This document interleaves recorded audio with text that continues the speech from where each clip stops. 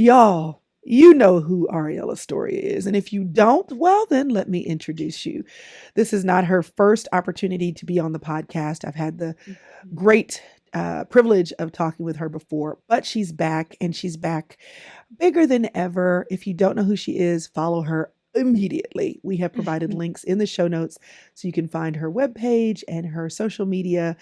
But I'm really delighted to have you here, Ariel, today to talk more about the concepts and the content that you've put together in your latest book, The Unfolding, which I love the title for, but I might love the subtitle even more, An Invitation to Come Home to Yourself. You know that I'm all about that. In my Yeah. book, She's Still There, there's this idea that there's a girl there. And sometimes we spend all of life trying to take her to everybody else's home when really the best Mhm. home for her to live in is the home she herself is to her, and Mm. being authentic, Mhm. transparent, and willing to live in agreement with who you are and who God created you to be is an amazing journey Mm. to be on. So, congratulations on this beautiful Thank book, you. The Thank you. Unfolding. It's Thank beautiful. you. And congratulations on doing something very unique, which is the Mm. combination of prose, words, truth, encouragement, your wisdom with your gift of Thank you. poetry. You are a wordsmith, have always been. And I mean, I was looking at your book and just thinking, like, it's just every time you start the prose or the poetry, it's this invitation. It's like this one, Mm. who told you? It's like, what? Mm. I do not remember the first time I was told that my body was not good, but I do know how deeply this disembodied root goes and how much I still have to fight myself to look in the mirror. I mean, Mm. what? It's like Eric is like, it's like what? You know, it's like I'm just you're looking at it and it's just like amazing. Your gift is amazing. And I'm so happy that your gift continues to make room for you. So let's talk Mhm. about the book straight out. Now, you've always Yeah. been writing, Mhm. microblogging on social, whether you intended for that to be a part of the book or not. But Right. how did the unfolding become oh, this is going to be a book? Did you write first and like, I've Yeah. written enough to have a book? Did you Yeah. say, I'm going to write a book and then you wrote to fill in the gaps? What did that look like? Yeah. So I say a lot of these poems, a lot of what you find in the book were things that like I just needed to speak over myself. I just needed to pray over myself. I needed to come to terms with. And I didn't, as I was writing it, I wasn't writing it to write a book. I was just experiencing it. So this is Hmm. how I process. This is how I journal. This is how I heal. This is how I connect with my creator. Like this is just how my brain works. And then it got turned into a book. I had written the title, The Unfolding, in my notes. In probably like 2017, 2018. But I didn't know if that was like another spoken word album.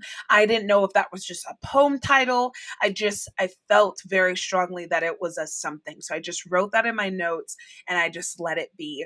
And then obviously as the pandemic happened, as life happened, as I got married, as all these things in my life started to shift, then I was like, oh, the Unfolding is a book. The Unfolding is a book. And I had already been approached to write a book previously to that.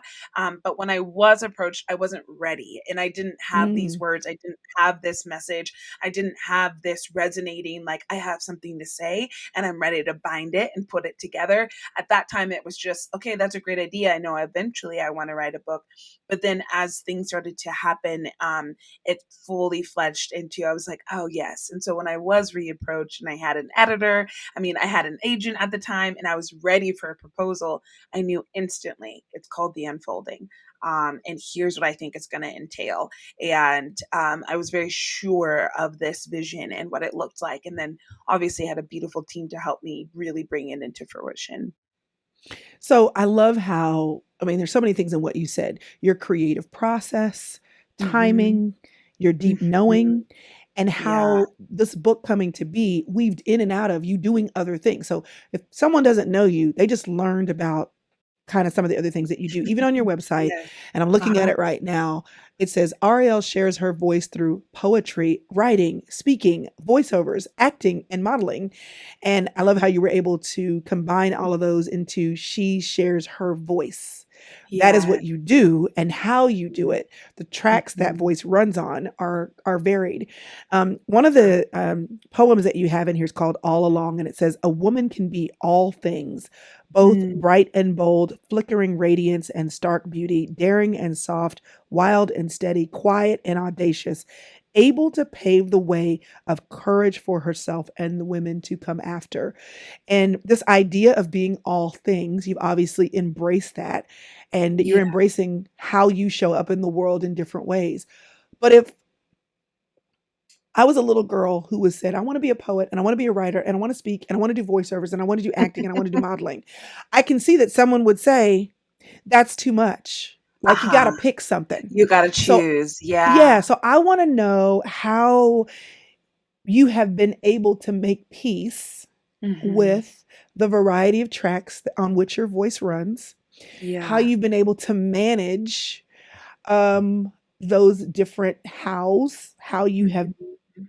unfolded into being yourself, and Yeah. how you have had to maybe champion sticking with multiple passions, Mhm. if you've been challenged ever to dial it back to one or two. Yeah. Yeah.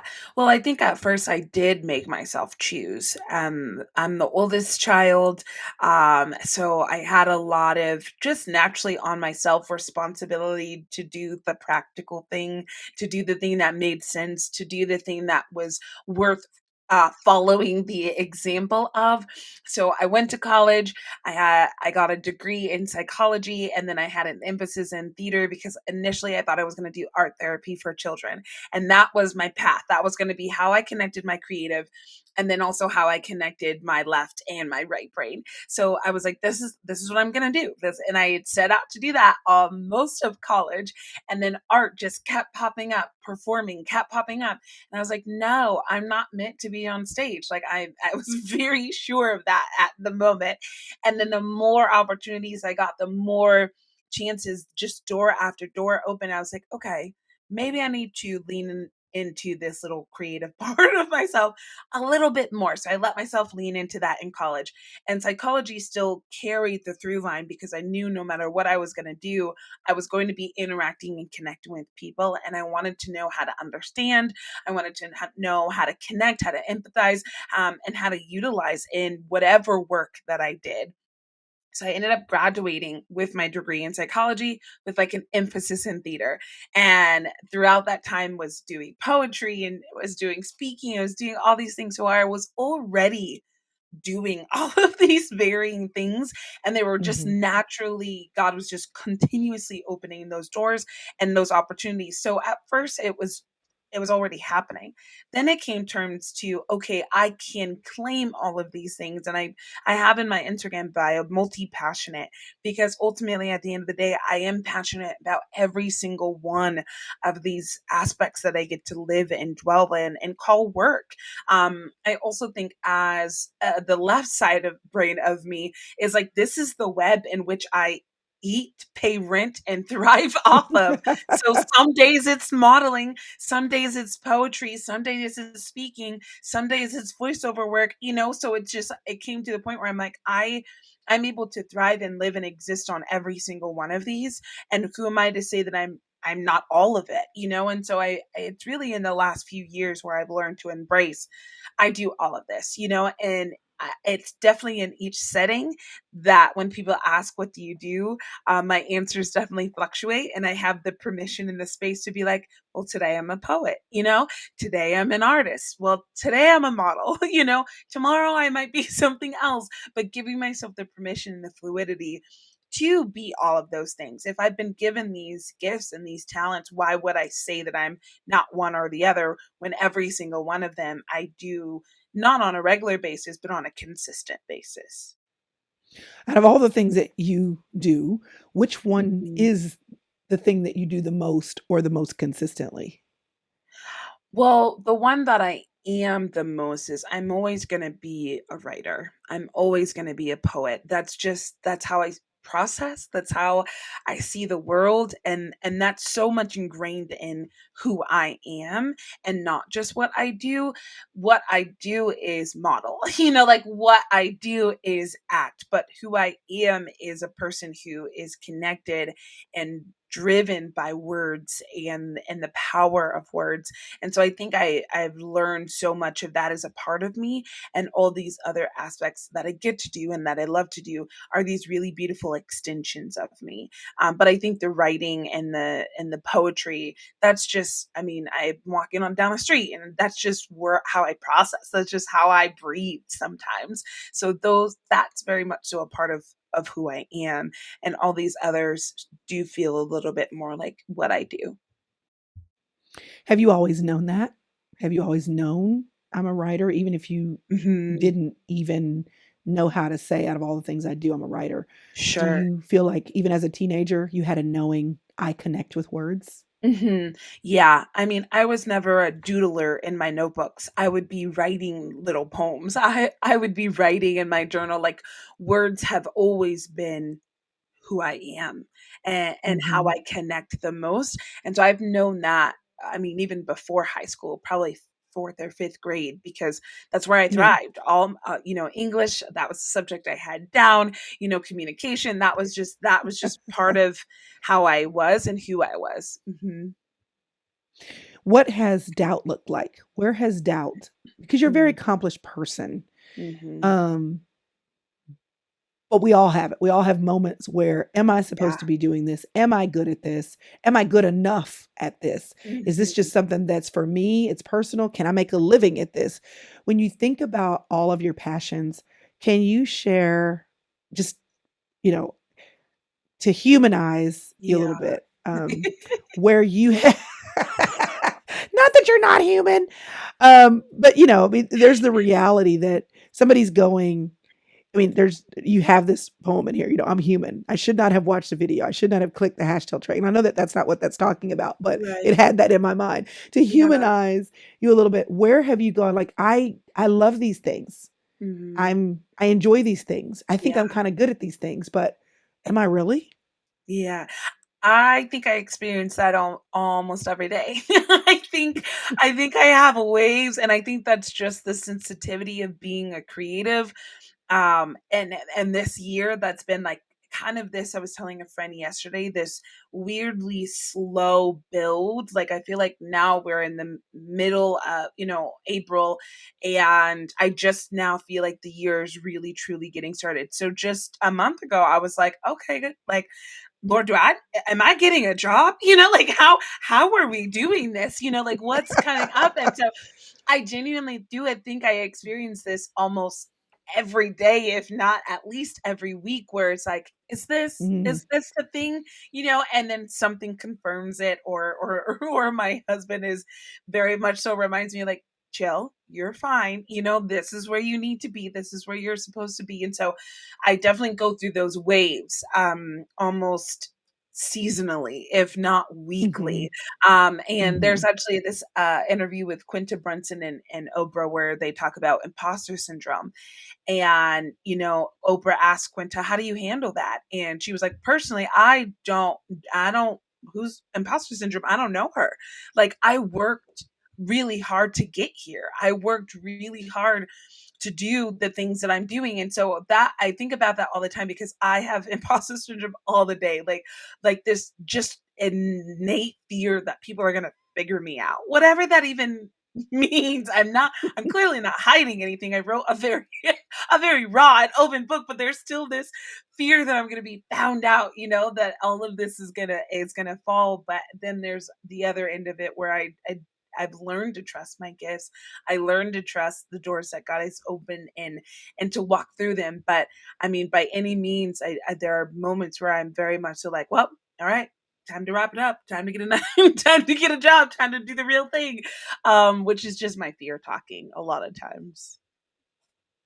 So, when you are in those seasons and you talk about all the things that will confirm or encourage, or your husband's voice, maybe friends, maybe like you said, a door opens, that is a good impetus to keep going.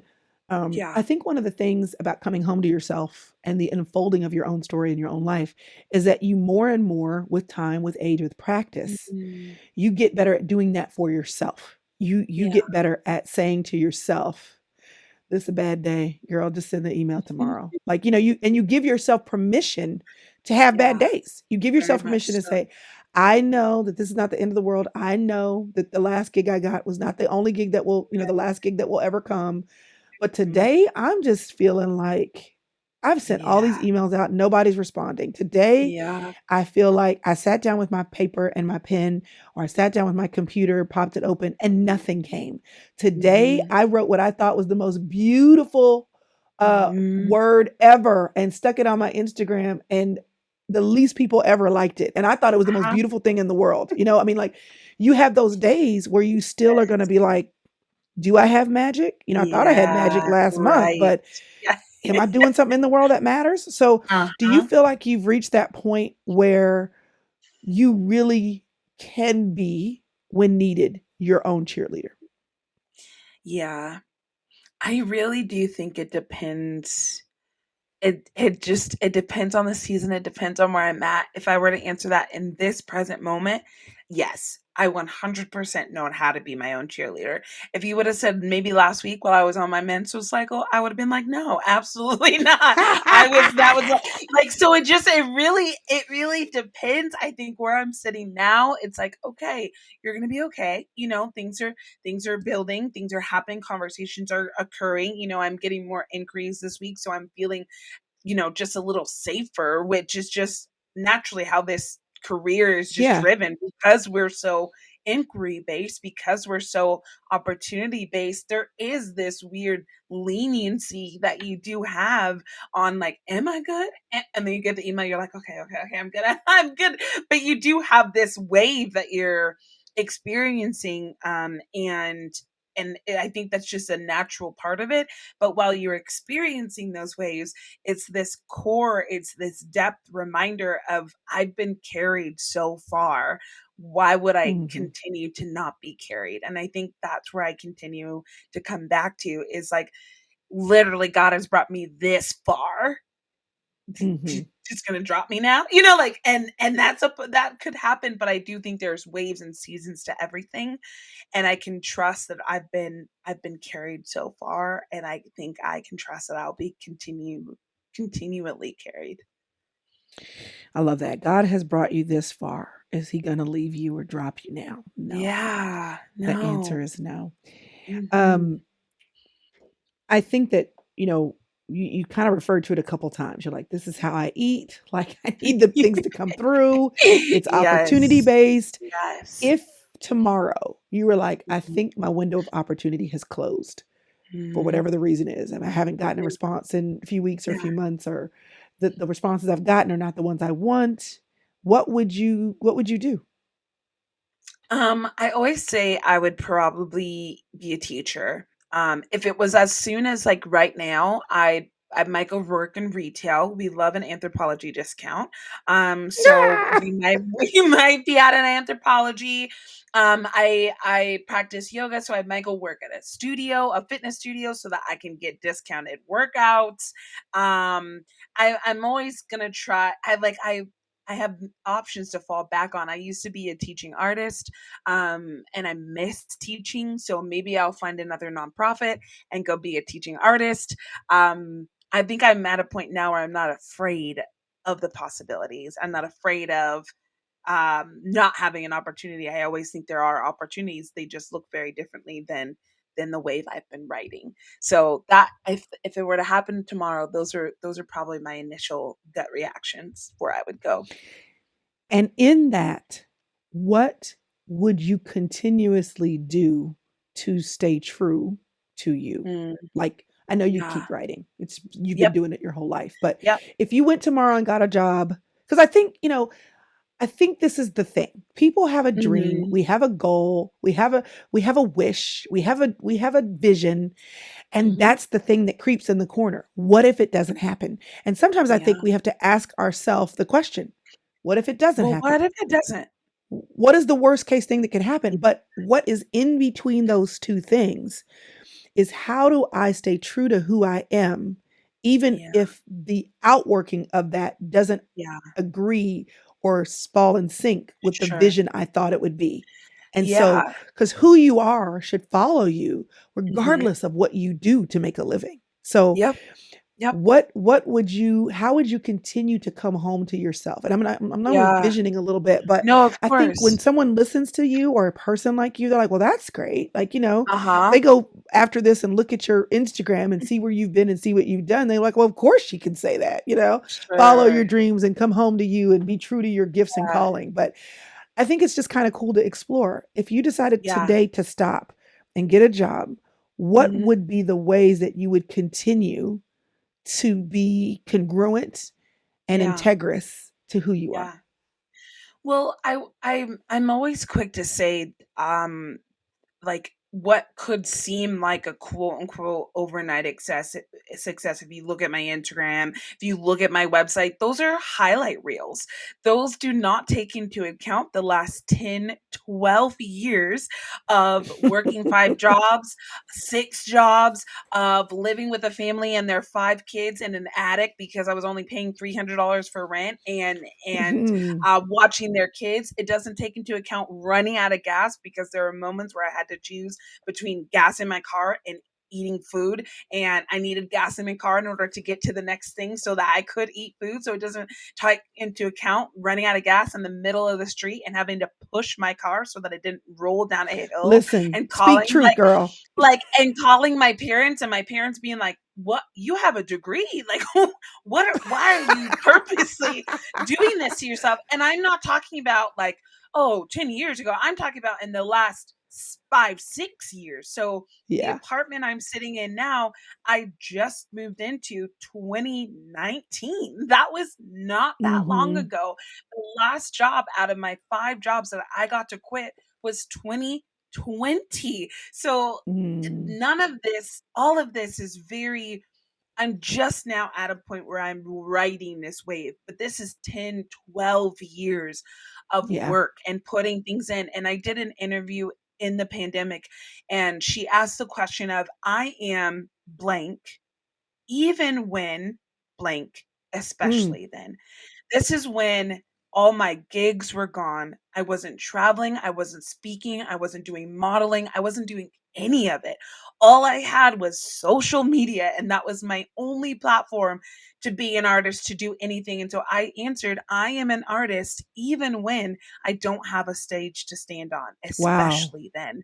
And the same goes with this. Like that's it's who I am. It doesn't matter if there's an opportunity or there's a platform or there's a stage. That is who Arielle Estoria Wilburn Corfey has been made to be, and that's who she's going to be. So I am these things, even when there's no place, there's no platform, there's no opportunity for them, especially then. So I think that's where I'm at a point of like, I know who I am. I'm going to be an artist. I'm going to be a poet working at a front desk at a workout studio, working at an anthropology. Like, I'm going to be that version of me. I'm going to be who I am no matter what I'm sitting in. And I think that's what I'm trusting. That's what I'm guiding, that this is who I've been made and created to be. And that could look so differently tomorrow, and I'm okay with that, because I have a trust with it. So I think there's something to, yeah, like watching people and it's like, this is how I did it, copy and paste, good luck. I think things take time. I think things take orchestration, and also trusting that your gifts guide you, and that doors will open because you're Mm. trusting that. Yeah. Let your gifts guide you. I love that so much. And I love how that's an example of what you did when you were talking about your experience in college and just the doors opening. I was Mhm. talking to my dad recently, and I had one of my sons with me, and just was asking, like, how did you end up here? And so a Mm. part of that season, 18 to 25, everything that he described amounted to one thing: trying stuff. He said, Yep. everything that I was kind of sort of into, I tried. Like I would Right. go to the meeting, or I went to this, this group, or I attended this class, or I Yep. met with this professor, or I went Yep. to this church, or I read this book because I just was looking for the places where the light got in and kind of going up to Mm, it and looking through the peephole and saying what else is there. And it's the yeah. trying of stuff that Yeah. shows you really where your gifting is and where your gifts are, where they make room for you. Yes. But I know you mentioned this idea of sitting with things, and Mhm. the book that you wrote is organized. I love the words: the awakening, the Mm, eclipsing, the mending, the illuminating, the returning. And in the section where you talk about eclipsing, yeah. um, you say this: I imagine that you have experienced seasons in your life when it feels as though only this darkness surrounds you, and you're not sure if there's light on the other side. Maybe you're in that season right now. Eclipsing can be hard, painful, and lonely, but it's an important step in our growth. If I've learned anything from this unfolding process, it's that even when we sit in the darkness, we hold space for the shadows and know that beautiful things can still be birthed from them. You mentioned this idea of kind of sitting with it. So when you think Yeah. about the person who's listening that is sitting with it and sitting in the darkness, looking at the shadows, seeing cracks of light, but not full blown Mhm. illumination, nobody wants to sit there. In Nope. fact, one of the things I say often is that we prolong the coming of the light when you try to fast forward Mm, the sitting in the shadows. mm, If you try to microwave life, mhm. some of those things just won't taste good. You'll have a Yep. version of it, but it's a Yep. version of the real thing. Yep. And so generationally, I think there's a rush. I think culturally, we're in a Yeah. rush. I think social media has us in a rush. Like you said, people are looking at the highlight reels and they want the success that's instantaneous, or the acumen that took years Mhm. to build. And so, what would you say to someone who does feel like they are sitting in the darkness? They don't want to Yeah. hold space for the shadow. They see the cracks of life either in their own life or in someone else's, and they just want to hurry it up. Mm. How would you encourage that person? And well, let me start with that. How would you encourage Yeah. that person? And then I have a follow-up question for you. I love, like, alliterations and things like that. So if we think about I think nothing good, uh, nothing worth having is rushed. If you think of a meal that's rushed, it tastes rushed. It tastes you're just like, "All right, at this point, I'm just eating food because I need to eat food, but I'm not enjoying it. I'm not dancing a little from it. I'm just eating Listen, it. the dance is I'm real, just girl. right. I'm just eating it. You're not shaking. You're not having a moment with it. You're not savoring it. So I think that still applies to life. Like when we try to rush through it, when you get to the part where you were trying to get to and it's rushed, you're out of breath. You can't even Mhm. enjoy where you're at. There's no nourishment to it. There's no savoring to it because you didn't let it take the time it needed to take in order for you to actually get there and for it to be in fullness and fruition. And so, at the end of the day, it just comes down to our patience and not tolerance. It comes down to our patience and it comes down to us not being able to sit in, well, what do I need to learn here? Who do I need to become, be shaped into in this sitting, in this shadowing, in order to be the person I need to be to enjoy the light, to Mm. flourish in the light? And I my like I'm a plant I got very into plants in the pandemic, and recently my husband has gotten his own little bonsai. So he got himself a little bonsai, and Oh, having that's not years into now. plants. That's like next level. Like Yeah, bonsai well, is next yeah. level. So he has his little bonsai, and I have my 50 other plants. So I got plants just everywhere. There's one here, there's 4 in front of me. Like we have plants everywhere, and he has his little bonsai. But in learning about the bonsai, a bonsai is literally a stunted tree. That's literally what it Mm. is. And as I'm learning about these plants that I've learned how to repot, how to bottom water so that they thrive, how to give them space to grow. I'm learning about this plant that is literally stunted, this plant that is literally conditioned to be small. So when we think about when we're not allowing ourselves to sit into the spaces in which we need to grow, in which we need to flourish, we are giving ourselves permission and space to be stunted, for our growth to not be to its fullness. And bonsai are pretty, they're cool to look at, but it makes me sad actually thinking about them, because they will only ever be this big, because that's Mm, all that they're given. But if we allow ourselves the tension, in order to grow, if we allow ourselves the discomfort in order to grow, that's just a very small portion of us and our growth and who we can really form and fully become. And I think we're more than a bonsai, like they're pretty for a moment, mm. but they stay small, and we're not meant to stay small, but that means we have to have elements in which we can grow into fullness and fruition. Woo! We were not designed to stay small. I don't know if that hit me like it hit you, but if it didn't hit you, let it hit you because it's so important that you not play into the idea of dumbing yourself down or making yourself less than just so other people can feel okay or so that you can even make sense of who you're supposed to be in the world. You don't have to make sense of it. You just got to do you. I know it can be difficult to figure out how to totally embrace the gift of you in this world when there are circumstances in the world that do seem to want to keep you small, or people that do seem to want to keep you small, or maybe it's your own lack of understanding of who you are, what you're good at, and what your purpose is. But I want you to know that you are special. You're not supposed to stay small, but you may need sometimes a little encouragement to remember that. That's why I'm putting out this podcast. That's why I'm sharing my guests with you today.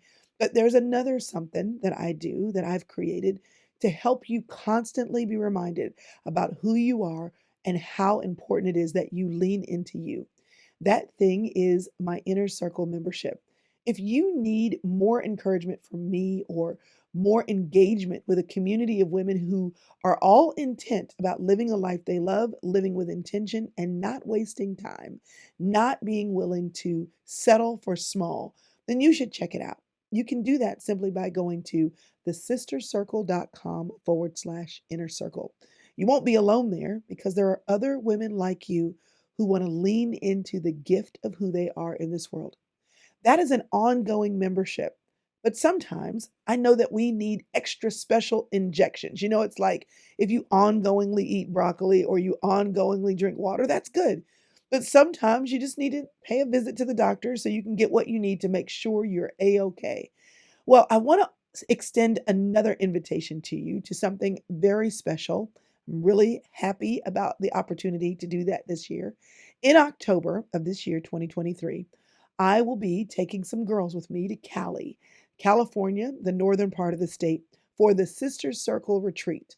Because sometimes, even if you're doing okay, or even if you're working on leaning into the gift of you just need an injection of time away, an injection of space, of stillness, of Sabbath rest, an injection of time with friends or meeting new people to, in a very powerful, potent way, get you going for the rest of your time back home. You can find out more about the Sister Circle retreat by going to thesistercircle.com/retreat. I can't explain it to you other than to say we've only done it once. And that one time was amazing and magical.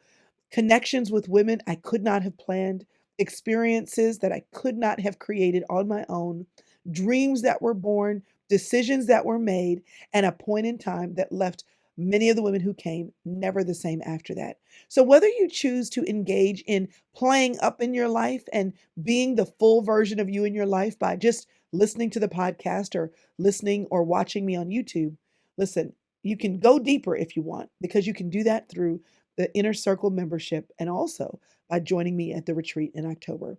I hope you choose to find out more about both, and you can do that by going to thesistercircle.com/inner circle and or /retreat.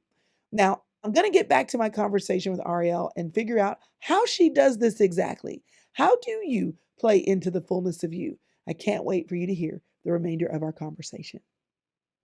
What does that look like for you? What has it meant to reject the environment that would keep you small? Yeah, I mean, I always come back to my parents named me Arielle, which is traditionally a male Hebrew name. I was actually in the airport last week and I heard this Jewish man behind me call. He was like, Arielle. The way he said it, I was like, I turned around and I was like, is someone with you? Or he's like, my brother. And I love my name. Arielle means lion of God. And there's really no way of being a small, a small existence, a small mindset, a small perspective when you have a name like that. And so I've really learned what it means to step into my namesake, but I also have learned what it meant to not be my namesake, to apologize for the space that I took up, to Mm, be made smaller in worlds that I knew I was actually meant to expand. And it's stifling, it's exhausting, and it's not sustainable. We can't flourish as half of ourselves. We can't mm. exist as small portions of ourselves and call that living, and call that sustaining, and call that thriving. And so there's been a lot of, if you will, my own pots that I needed to break, my own grow pots in which I needed to grow out of in order to be put into spaces where I could thrive and where I could reach the fullness of who I feel and who I deeply know God has called me to be. What does that look like? What pot? Mm. How have you had to repot yourself? Sure. Ooh, yes. Well, even just like as a woman who feels she has a voice, as a woman who feels she's made to connect, meant that I had to disable a little bit of my Baptist denomination, that in that conversation that says that women can't speak, that women can't preach. And I grew up watching women not be able to be their fullest self, because of that language and because of that. And so I had to take break my out of that pot where I'm like, okay, I keep getting put on these stages. I keep putting getting put in these conversations. So I think I'm gonna just let that be that where I was and where I came from, but not who I am and where I'm going. Or even a faith and a spirituality that didn't include my body, that said Mm. I can't know how to be here and show up here physically as a Black woman, as a woman tapped into what it means, what I feel like it means to be feminine for me, and to connect with that and have that be something that's connected to God and to divinity and holiness. And so I think those have been in the last few years the boxes, and then just very typical conditioning of women being made to be small, to not be able to take up space because you're too this, you're too that. And I really held on to those languages, even meeting my husband. I was like, I'm a lot. I'm a lot, and he just was like, why do you keep saying that? Where is that coming from? You're not a lot. You're not too much. And having to rework those for myself. And yeah, I think those are the grow pots, or those are the pots in which I've had to outgrow, I at love least that. the When last you few said your years. husband, you had to talk to him, you were like, "I'm too much." I love that. Uh-huh. But when you said that, I'm just curious, when you were saying that to him, when y'all were dating Mhm. or whatever, was it kinda like, "I need to warn you, I'm a lot"? Was it kinda Sure. like, "I just wanna make sure you know what you're getting into"? Was it kinda like that? It was a warning, but I was only giving that warning because I was told that's what I was. Okay, I just want you to know, I said that too to my husband. Like, I literally said a lot of Yeah. things.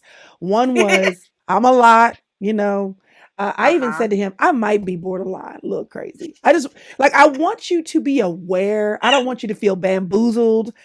I don't want you after the Sure. fact to be like, "Oh my God, what did I get myself into?" Because I Sure. also know how to contain myself. I know Yeah. how to present. I know how Yeah. to I know that a man is supposed to feel, this certain kind of way and honor and all that. Sure.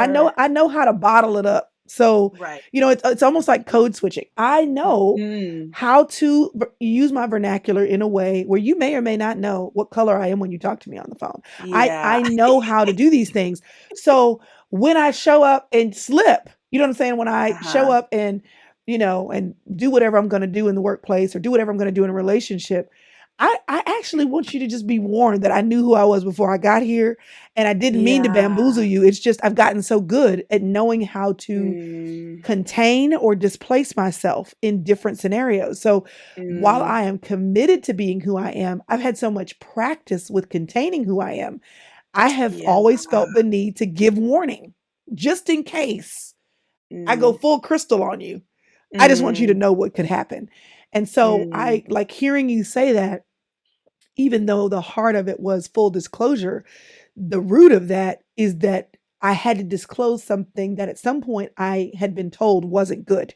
That's Right. what that implies. Wasn't good and needed to have a disclosure. The Mhm. fact that we can't be who we are without permission or explaining. And a lot of that comes back to we were told those needed to be fixed. We were told those were wrong. Those we were told that ourself was you needed you're a lot, you need a disclaimer. We were those were things we had to learn along the way, and then we Mhm. became really good at just beating everyone to the punch before they could even get Mm. there. But that Mhm. also just breaks my heart because that means that we've continuously had to put up walls. We've continuously had to create language to disclaim ourselves when there is no disclaimer. A person who loves you and your fullness is ready for the ebbs and flows in which you exist because they know that's who you are. And it's not, Mhm. oh, you need to be aware of X, Y, and Z. It's this is who she is. And if that is something that is too much for you, if that is something that is whatever, then that's it's not your people. And I do think there, people are like, I'm not for everyone. I do think there's that phrasing. And because I do, we can't be for everyone. That would be exhausting and not sustainable. So it's fine if we aren't. But I think where we get all that from is that we were told that we couldn't be those things in the first place. We were Mm. told that we can't be the switch. We can't be the fullness of who we are, and I think that's the work we're having to undo now. So Yeah. good. So very good. You talk about the illumination, and Mm, um, you define it as a space of revealing new perspectives, fresh eyes, and a new light. It's the moment when the morning comes, and as you open the blinds or curtains, the light peeks through just a little. It dances on your skin and reminds you your head is above water. Breathe. Feel the yeah. light on your face again. You're okay. Um, I know that illumination comes in many forms about who we Mm, are, what we're supposed to do in the world. It comes and it challenges the beliefs that we've had about what's possible. yeah. But I know illumination really is a lot about perspective and how we see the world. It is the challenging of worldviews. Why do I Mhm. think this way? Why do I act this way? Is this true? Is this a box that is good for me? Mm, It prevents danger. This boundary is a good boundary, or is this a boundary like we've just talked about that keeps me small? And just like traveling the world helps you to see that the world really is a bigger place and enlarges your thought processes to what could be, traveling outside of given boundaries can be helpful. Sometimes it can be dangerous and you realize that those boundaries were good for you, but sometimes it mhm. can be helpful because you realize that the world really is bigger. I'd love Yeah. to know what has been challenged for you in your thinking, and what new perspectives did you not have about you or your world 10 years ago that you have Yeah. totally new thinking about now? Yeah. I mean, even just what we were talking about, the fact um that I for so long, especially growing up, just was like you take up too much space. And the reality that I've learned is like, no, you take up the space that you've been created and made to take up. So even that subtle shift, the shift that I can't have a faith and a spirituality that allows me to know that I am a mind, a body, and a spirit, that I can be fully here and now, and that is connected to not only my physicality, but also my spirituality. That I can have a marriage and a relationship where I am also heard and seen in what is happening, and that is a partnership that is shifted for me. That I can include who I am as a Black person in the conversation of everything. That has just been something that I've had to undo a lot of, because I wasn't necessarily raised with being aware of my Blackness, of who I am as a Black woman, as a Black African American woman, and however I define myself in whatever moment that means for myself. And also that the world, that there's so much, like you were saying, that it's so much bigger than we've been given sometimes the opportunity to see or to know, and how expansive that feels, and how inviting and exciting that can feel. Um, and yeah, those are the ones that come off the top of my head. And then in that illumination space is that there's like so much warmth there's, and there's so much invitation to the more. And improv, like within acting, there's an exercise where you say yes, and like you cannot say no to your partner. If they say the moon is falling from the sky, you have to say yes. And actually, I think it's a pizza, like you can shift the conversation, you can expand it, but you can't limit it, and you can't say no. You have to be willing to say that there's yes, and that there's yes, and there's more to this story than we've been made to believe. And I think I'm finding where there are more to the story and so many different elements and aspects of my life. What does this look like in terms of the faith conversation? You talk freely Yeah, about faith. You've talked even on social media about kind of this reckoning with faith. And you mentioned it just a little bit just in your last thing about who you are and what you're supposed to be as a woman of faith in this space. yeah. How has illumination become real to you in that area? If you Mm, can talk a little bit more about yeah. that. Yeah, I think it goes back to including my body and my spirituality. I practice yoga, and I growing up, that was like a very like, "Ooh, can't touch that, can't do that."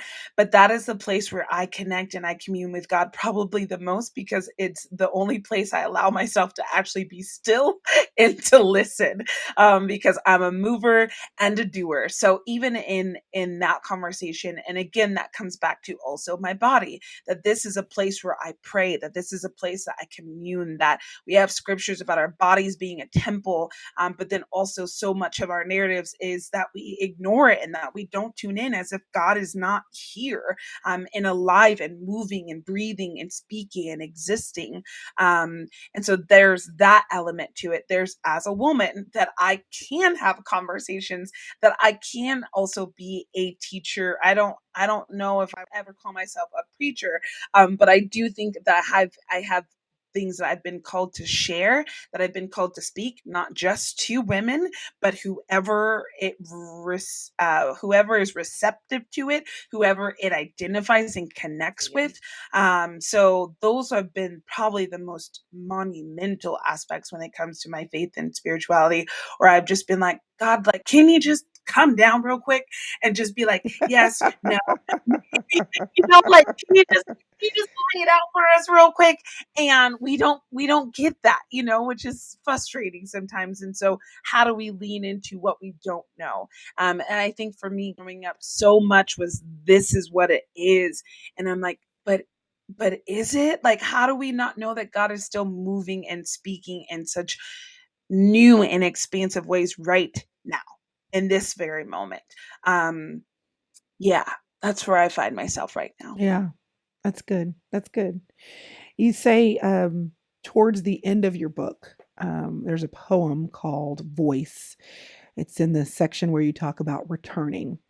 You say, so this is the moment. This is the moment when you dare to get up, shake off the fear, shake off the doubt, dance your hardest, Listen to the music your very feet orchestrate. And when you found the tune, grab someone's hand and sing it to them too, because the most powerful thing you can do when you finally know who you truly are is to remind someone else of who they are too. And when you say, this is the moment, I do think Mm, that for all of us, while so much of life and the unfolding of life and coming home to yourself happens gradually, and much of the yeah. clarity that we have happens with hindsight being 2020. You look back and you notice there Yeah. are defining moments. So I would love to Mhm. know about maybe a defining moment where you have a clear memory that the light went on, or a clear memory that you Mm, made a decision, or a clear memory that, even if it was traumatic, that was an inflection mm, point for your life that brought you into a greater comfortability with yourself. mm. Yeah, I'm like pinpointing a I think the moment that kind of connects all of it is marrying my husband. We got married prime COVID May of 2020. That was not the plan. We obviously did not expect to get married in a pandemic, but we had chosen that date and we really just wanted to stick with it. I'm the oldest, so it was a lot of breaking some just some generational things to get married, to choose who I wanted to get married to know that I was creating a partnership, in a conversation that was equal. This is my spouse, this is my partner, we are in this conversation together, that I'm a part of this. And so even that of just, breaking those barriers and what other people want for you, and who they think you should be with, and shouldn't be with. And so for me it was like, nope, this is my person. I knew from day one that he was my person very clearly. I was like, I'm gonna marry this man. And I've never felt that way but with anyone ever in my life. And so choosing him was not just choosing him, but choosing him was knowing and trusting that I can trust the decisions I make, that I can trust the way I've been guided and orchestrated up into this point, and that this yes for me, this next God thing kind of only made sense to me and not to a whole lot of other people around me. And now we're almost 3 years, and I still am just in awe of what we're building and who we're creating. And I just love doing life with him. And I wake up and I'm very just overwhelmed with how blessed I am to be in a partnership where I feel so seen, and even more so drawn in and connected to who God has created me to be and where God has called me to go through this person who I get to do life with. So that has probably been one of the biggest decisions, because it was one of the biggest decisions I've ever made, in my life so far, besides moving to LA and deciding to live and create a career and a life here, but also marrying this person who I'm like, oh no, this is my person. And just like my career, it kind of seemed crazy to a lot of people around me, but it feels so right and so on purpose for me. But I think that's the thing. When you're coming home to yourself, you have embedded in you to some degree the home where Mhm. you were brought up, your history, your Right, experience, your family. right. Coming home to yourself is dog eared, it is Mm, earmarked by decisions that you made that catered to more of your individuality, which may be a little bit yeah, different than exactly who you were brought absolutely. up or cultivated to be. And those decisions, because you are forced to separate and say, that Mhm. was a part of me, but this is who I am now. This is what I want. This is what I feel God is calling me to. Yeah, And that moment is defined because it's a breaking away. And I think that's the hard absolutely. part. I know that you talked, in your book about letting go, and there is no growth without release. There is Mm, no coming home to the version of yourself that you're getting to know without the release of the mhm. version of yourself that you thought you knew, or that people Yeah, knew before you began to know yeah, yourself well. There's yeah, no space to hold the unfolding of you without yeah. releasing parts of you that that aren't supposed to go with you for the duration of the journey. And some are, Yeah. but many are not. And so I Yeah. love your journey of release. I love your journey of invitation. I love your journey of proclamation over your life and the life of others. And I love that you put so much of your encouragement in this book, The Unfolding, an invitation to come Thank, home to yourself, to invite others on the journey with you. Thanks so much for being with me, mm, Arielle. It's been a pleasure to chat with you thank again. you for having me. You as well. Thank you so much.